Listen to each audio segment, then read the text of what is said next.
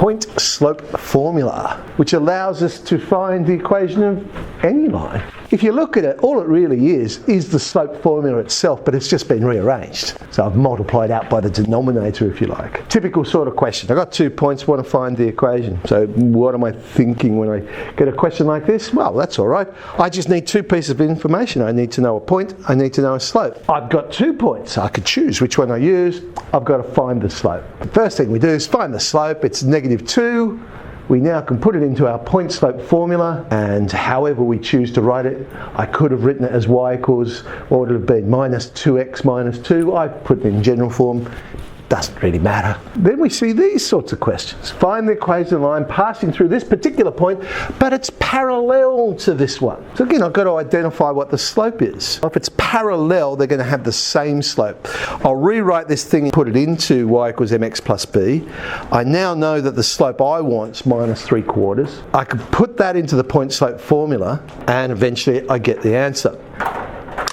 That's the long way of doing it. There is a quicker way. Right? Remember, math's about trying to identify patterns. Have a look at the answer and have a look at the original line it was parallel to, and what do you notice? The coefficient of the x and the coefficient of the y are the same.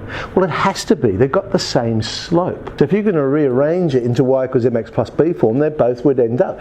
It's going to be those coefficients.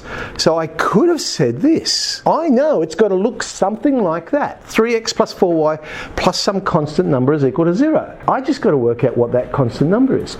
But fortunately, I know a point that is on that line. So if I substitute that in, I can very quickly work out what k is. There's my line. How about ones that are perpendicular? Again, I've got to identify what the slope is, put it into y equals mx plus b.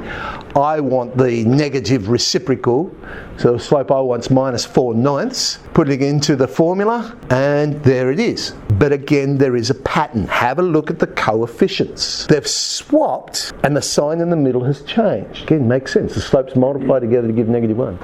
So I know, I could have said, hang on, this one must be in the form of 4x plus 9y plus some constant number. I've got a point I can substitute in and work out that that number is -60. There's my line. Look at it. It's the idea of taking advantage of the patterns that exist in maths to solve problems. If we want to prove 3 lines are concurrent, so yesterday we talked about collinear, 3 points that lie on the same line.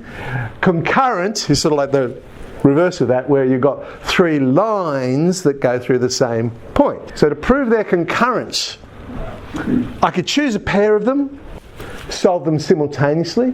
That would find the point of intersection. Then get that point of intersection, substitute it into the line I didn't use, and if it lies on that line, they must be concurrent. Let's add 7D to the mix.